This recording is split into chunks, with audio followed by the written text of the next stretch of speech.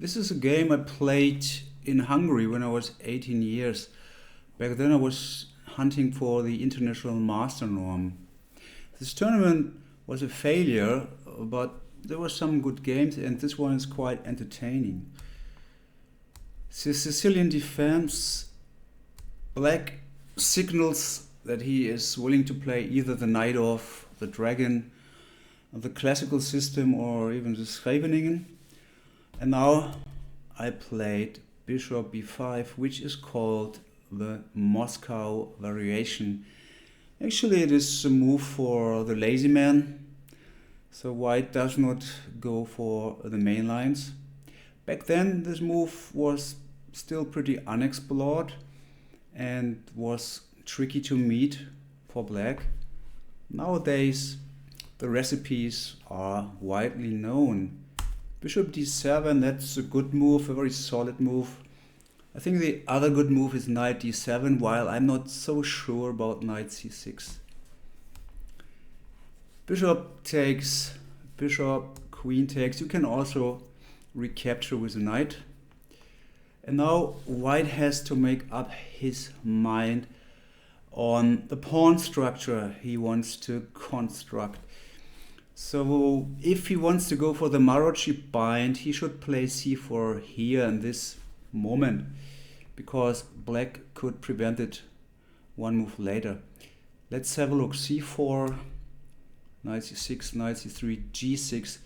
Playing with e6 is an alternative. d4, takes, bishop g7, bishop e3, knight f6, f3, and white has a tiny advantage here. So white, this is a playable position if you want to make the game with white. But black's structure is quite solid, and having exchanged the bishops compared to the normal Maroczy setup is good from black's perspective. Now let's go back to the position after queen takes d7. I castled. I didn't have the Maroczy bind set up in mind, so castling was okay. And now black played knight c6. Instead, he could have also played knight to f6. Now the Maroczy is not really possible anymore, as there's pressure on the e-pawn. White now has to decide whether to play the sharp line e5, takes, queen c7. Queen c8 is a safe alternative, by the way. d4, cd, bishop f4. Of course, this is the idea behind white's fast play, attacking the queen, threatening knight g6. And then also this is the reason why queen c8 is played by some players instead of queen c7. But objectively, this is not a problem for black. He can just continue with queen b6, knight d2, e6, and the position is equal. Apart from e5, white could also play queen e2. Then the game could unfold as follows: knight c6, c3, building up the big center with e4, d4. So this is the other center formation white has in mind.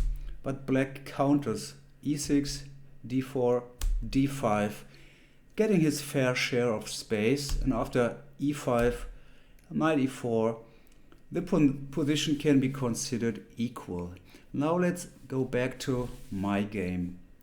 My opponent played knight c6, and now c4 would be another possibility to reach the Maroczy bind, but I had something else in mind. I wanted to build up the e4, d4 center. Knight f6. Now what happens here? The pawn is under attack. Should I defend it with queen e2 or rook e1? No, of course not. d4, that's the move.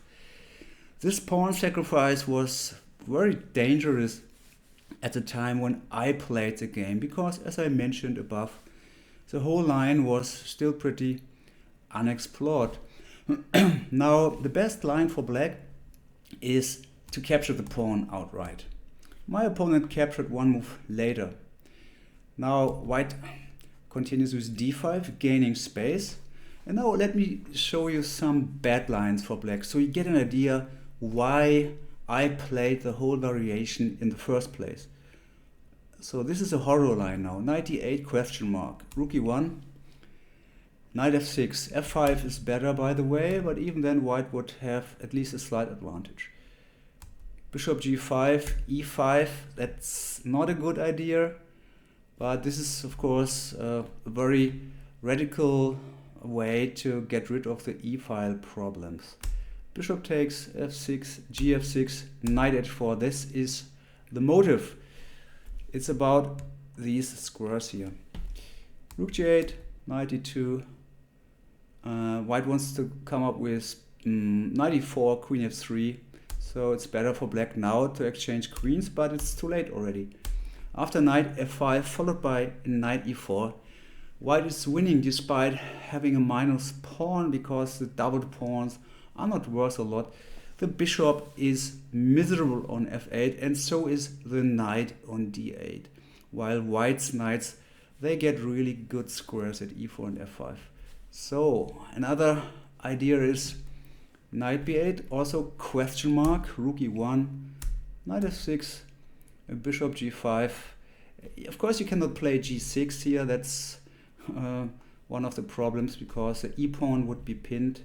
So let's say e6, takes, queen b3, and white is clearly better due to the pressure in the e-file. Another move would be knight a6 here, a4, knight c7, takes. This pawn structure is quite ugly with the doubled pawns. Knight a3, rook g8, queen d3. This is a slight advantage for white here.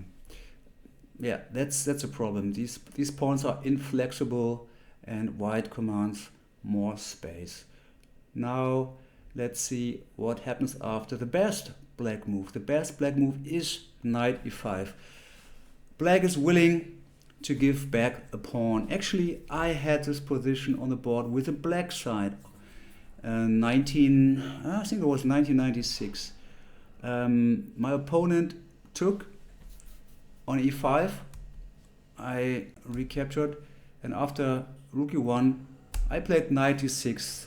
Of course, this is much better than going back to f6, as after rook e5 you want to play g6.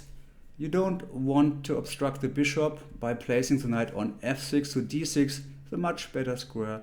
The bishop will be attacking the rook while the knight is controlling a lot of interesting squares here.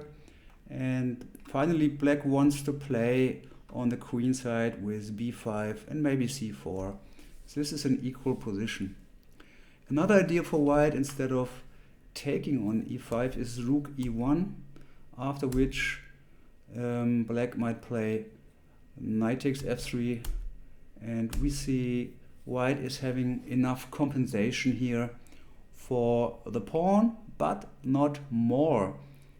Black should continue with e5, takes, bishop g5, bishop e7, defending f6, and now after knight c3, h6, bishop h4, rook d8, rook d1, castles, queen e2, attacking the pawn, hoping for e5, pardon me, e5, after which I guess white would take on f6 and place his knight on d5, the queen on e4. This is a bad position with such a bishop, such a bad bishop then. No, you have to defend the pawn here on e6 with king f7. So the king is a bit exposed, which makes this position even. White has a minus pawn, but of course some initiative, more active pieces. Now let's go back to my game. In my game, black took on d4, which could be considered a mistake. I recaptured, and now there are two options. Black can decline the sacrifice, or he can take the pawn. He took in the game, so d5 would be the declination. E5, knight e4. And now there's a strong move, knight e1, because the knight on e4 lacks a way to retreat right now. So black either has to play f6 or h6. I think h6 is a bit better. After f3, knight g5, knight c3, e6, bishop e3, bishop e7, knight d3. White is a bit better here. Black succeeded in exchanging his problem bishop in this French structure. So there is no bad French bishop on c8 anymore. But black has problems with his knight, which has to go to h7. And white might play on either side of the board. A slight advantage to white. So in the game my opponent took, I grabbed space with d5, knight e5. Yeah, going to b8 or d8 really would be a disaster for black. So knight e5 is the best move. Rook e1, knight takes f3, queen f3, knight f6, knight c3. I have a nice let-in development here for my pawn. I have more space, so I do have enough compensation, that's for sure, and I have also some initiative. Black of course cannot play g6 because of queen takes f6 winning the knight.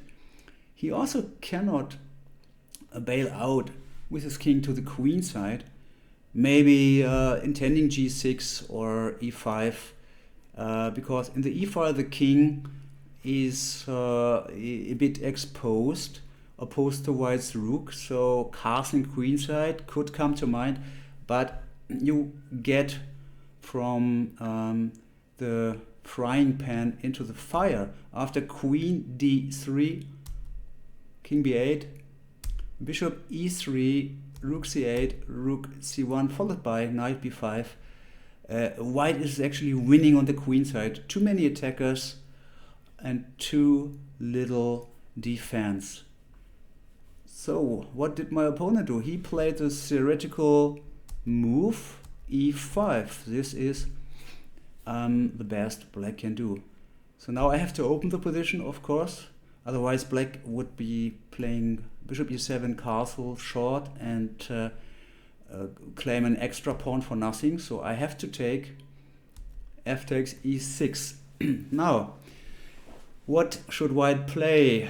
The normal move is bishop g5. What I did is our topical move bishop h6, the freezer. But let's first have a look at what white can play after bishop g5, bishop e7. To sum up here, or just to tell you the bottom line, I think that bishop g5 is a tiny bit more correct than bishop h6, but bishop h6 poses more problems to black, because after bishop g5, bishop e7, rook d1, black is able to liquidate into a drawish endgame. So he could play h6. Let me just see, what is it? Yeah, or castle. Let's say castle. Now white attacks the e-pawn, which cannot really be defended anymore. So white gets his pawn back. h6, bishop h4, and now if black gives the pawn back outright, white has a substantial advantage here. So it's like half a pawn advantage for white due to the weak isolated d-pawn. Better is d5, returning the pawn on the square d5, bishop f6, knight d5, queen c6, and now after knight f6, I mean the bishop is very strong. So playing back the knight to c3 is not good. You have to eliminate the bishop. Rook takes f6. Let's say queen e3. Now a5. This position is a bit better for white, but it is not much. This major piece ending is very drawish. So I played bishop h6. As in the game of Minasian against Aronian, the idea is to continue my development while restricting black's bishop, freezing black's kingside. That is the idea. Now, black made a mistake already. The very next move by playing e5 in order to stabilize the position in the e file. Also bad would be castling long. Let's have a look at queenside castling. This move is interesting because it happened in the other game, which happened with bishop h6. Actually, there are only 2 games. So I was the innovator playing bishop h6, and I had one follower 11 years later. This was a game Sicilian against Lutsko. So the white player is a Armenian grandmaster from Armenia, and Lutsko is an international master, I guess, from Belarus. It was played in Kiev 1997, and white played very convincingly here. So he now played bishop g5. That is in line with the philosophy of bishop h6, because playing bishop h6 doesn't mean yet that you want to leave it there forever. You can, of course, move it away from that square once the situation is promising, like here. Because, as you see now, there's an attack on both the e-pawn and the pawn a7, made possible by castling queenside. Now the best move would have been king b8, but after queen e6, rook e6, white wins back the pawn with interest. This is a clear advantage for white, as the bishop e7 doesn't have a lot of prospects, and the d-pawn is weak. In the game, black played a bit more ambitiously, but apparently miscalculated. He played knight g4, attacking the queen and also unveiling the bishop opposition, right? Now white took on a7. This is possible. You can leave the bishop hang on g5. Bishop g5. And now there are 2 ways to win. And Sicilian, he found the better one. So the worst method is to check king c7 and now check on a5 and then recapture the bishop. This is winning for white. But even more winning for white is what he played. He played knight e4 exclamation mark. It comes with a double threat of, well, taking the bishop and placing the rook on the c file. So after knight e4, black played bishop h6, check, takes, queen c7. And now if white only wins back the queen, we would have queen versus 2 rooks. Not that easy, but white can do better than that. So he checks, king d7, another check, king c8. Now he takes the queen, and now comes the point, knight g5, double attacking the knight, and the exchange. Knight e5, knight takes e6, winning the exchange. Of course, now white has a huge material advantage. Black then only surrendered in move 39, but the position is completely lost here. Now let me tell you what the best move would have been for black in this position before we will continue with the game in which the move e5 happened. So the best move is d5. Now rook 81 would be a move, but let's just stick to this line, bishop g5. We don't want to make this video too long. After bishop g5, the best move now is bishop d6. And here I could take on f6, but after castling, there is no advantage left for white. Knight d5, for instance, bishop takes h2. And this position is equal as, white will, I think, have to play rook d1, winning the pawn on d5, but then we have an equal position. A better try is queen h3 instead of bishop takes f6. So queen h3, attacking the pawn on e6. You cannot defend this pawn here. Let's say king f7 takes gf, and now this would be a good move, I guess. What would it? I don't have it in my script actually, so that this was just improvising now. I now wonder what happens after bishop h2. I think then king takes h2, queen takes d5, rook d1 looks very good for white. But I'm not 100% sure. I mean, in this position, checking on h5 is also interesting, or even rook e3. Well, the engine for some reason didn't like king f7, so there must be a good answer to that. Now let's just continue with what I have here in my script. After queen h3, e5, queen d3, there's pressure on the d pawn. So if black castles, bishop takes f6 followed by knight d5 or knight d5 outright. Okay, d4, queen d4, and white is clearly better as black's pawn structure is quite disrupted. The knight will have good squares in the center on d5 and e4.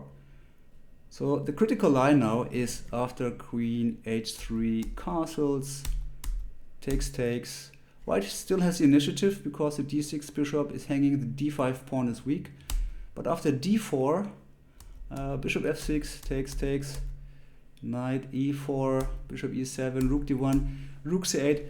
Black gets enough counterplay. The line is still a bit longer, but black is doing fine. Black will finally equalize in this position. But well, in the practical game, the move d5 with a follow-up bishop d6 yet has to be found. So my move, bishop h6, really was posing a great deal of practical problems for black. In the game, black couldn't cope with the pressure and played e5. That move is not unlogical. Black stabilizes the center. We have already seen that the soft spot e6 caused some trouble for black. Now this is out of the equation, and there is a concrete threat. So black to move would play queen c6. Of course, black would love to exchange the queens, because I'm a pawn down, I cannot do that. So after queen c6, the queen has to move, but it cannot move to any square because there's a dependency in place.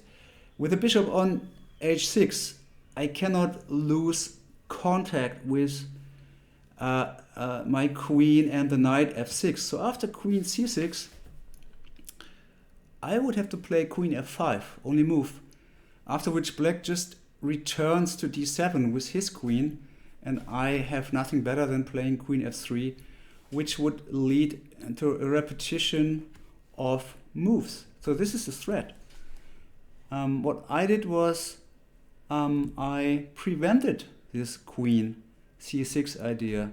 Rook ac1 is a strong move, and now we can give a clear advantage to white. Why is that? I give you 3 lines here and then the game. Line 1 is black takes the bishop, queen f6, bishop g7, queen f4. Black has still not castled, so this is his problem. Castling queenside would be an idea, but after queen e3 attacking the a7 pawn, king b8, rook cd1, we see the problem. White is a pawn down, but will continue with rook d5, rook ed1, knight e4, nicely placing his pieces on the light squares, and then the pawn d6 would be under heavy pressure, while the g7 bishop would not be as active with the pawn e5 securely blockaded. This is a clear advantage for white. Now queen c6, that was his idea, doesn't work here because I can play queen d3, and now I don't have to go to f5, that is, I can leave the knight f6 alone, because after g takes h6 I have a discovered attack on the queen, winning the knight f6 and then crushing black in the ensuing attack. So what else can black not do? Black cannot play queen g4 in order to exchange queens, because I can take the pawn on b7, and after g takes h6 the rook is hanging on a8. Now black played rook c8, and now I make a mistake. So I made actually two mistakes in this game, and this is the bigger of the two. Without these mistakes, this would have been really a fine game. Now it's a bit flawed. So I played rook c to d1. Let me tell you what I should have done. Bishop g5. Now is the right time to play the bishop on a safe square.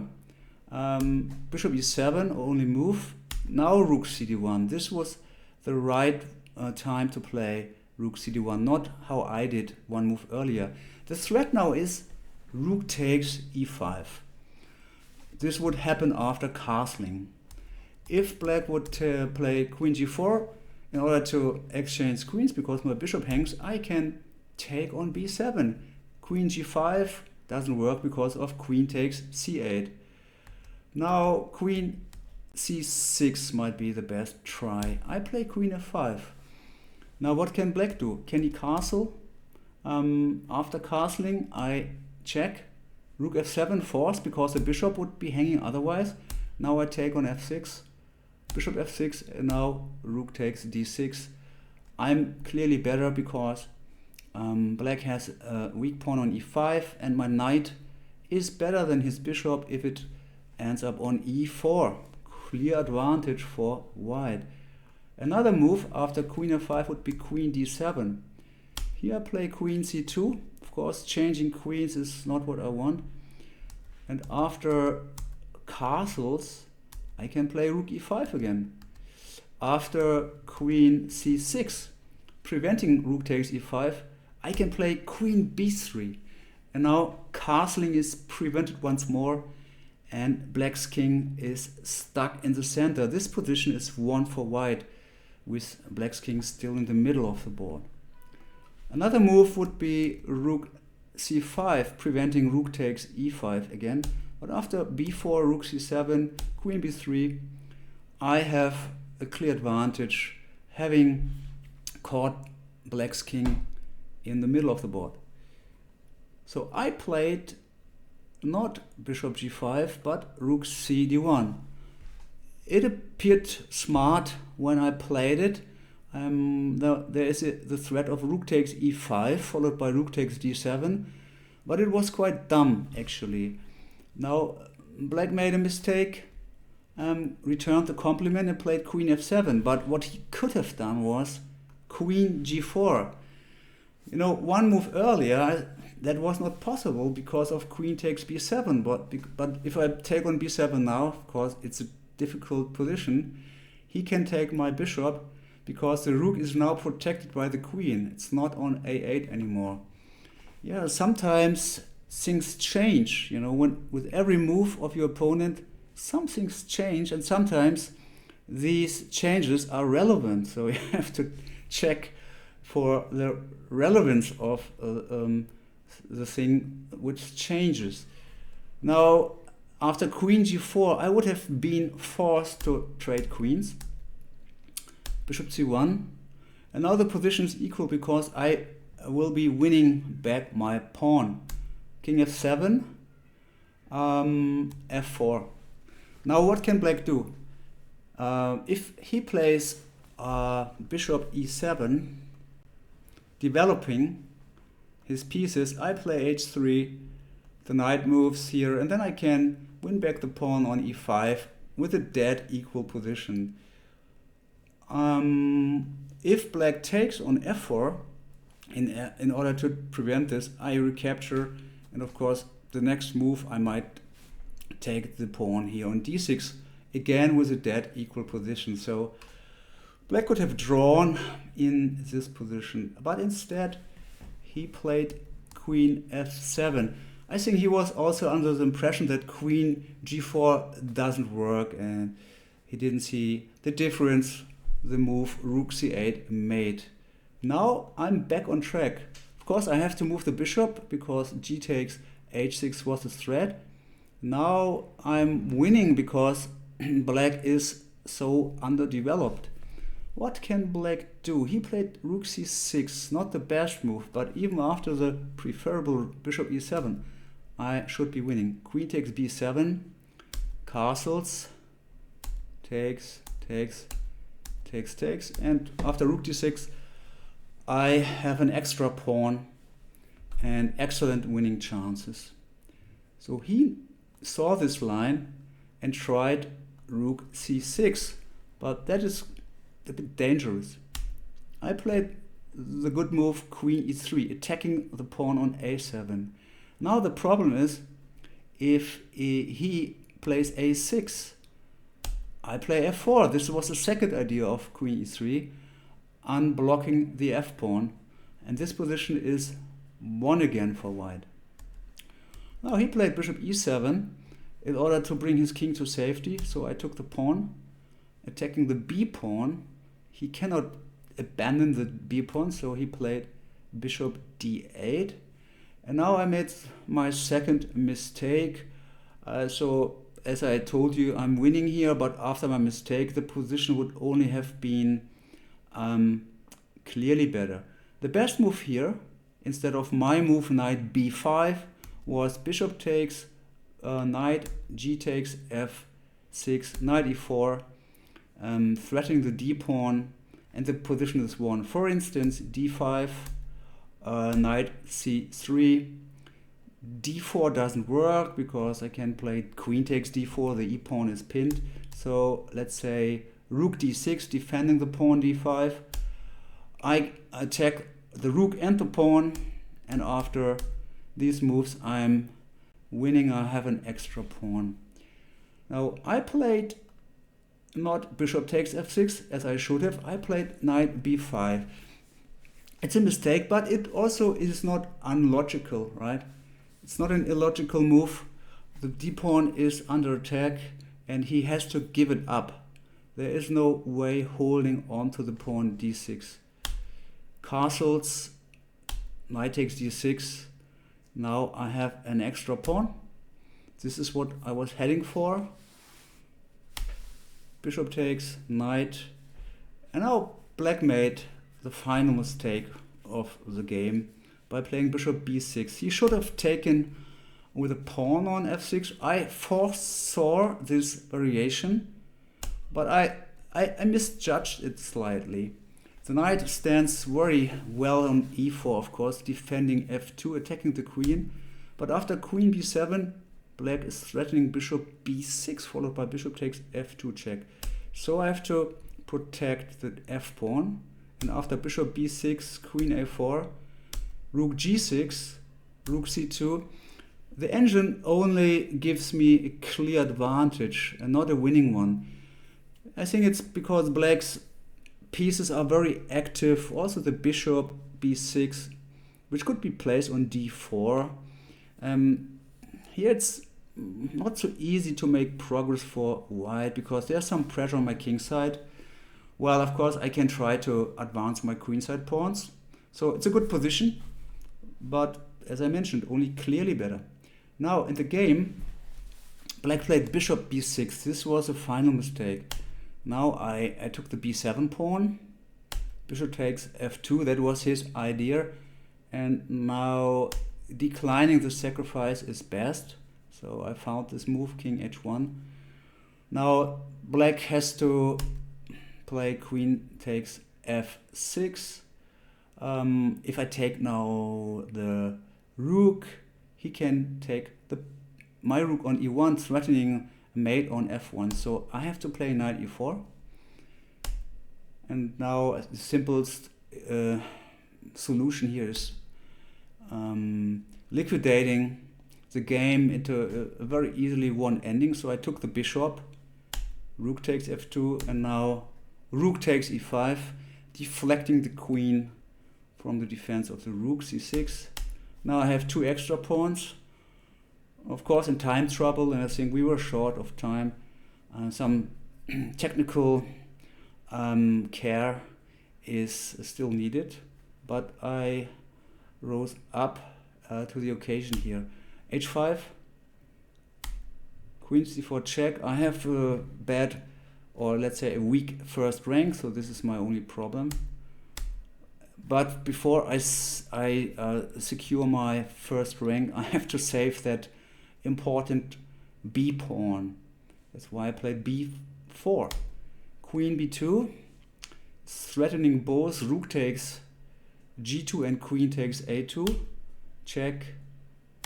King h6, a4. So both pawns are safe now. Queen b3, attacking the a4 pawn and the rook. Black is still trying his best to make me solve some problems here. Rook c1. Now, for some reason, the queen cannot take on a4. I think it's this. Is it rook c6? No, it's queen e3 check. Actually, it's this move here, winning the rook. So that's why my pawn a4 was taboo. So instead of taking the pawn, he played queen c3, intending to give checkmate on f1 in case I take his queen. But now I could exchange queens with check. Takes, king g1, rook a2, a5, two connectors. Of course, that is enough. And there is not really anything to hope for anymore for black. And here, it was move 40. My opponent noticed that I managed to reach the time control.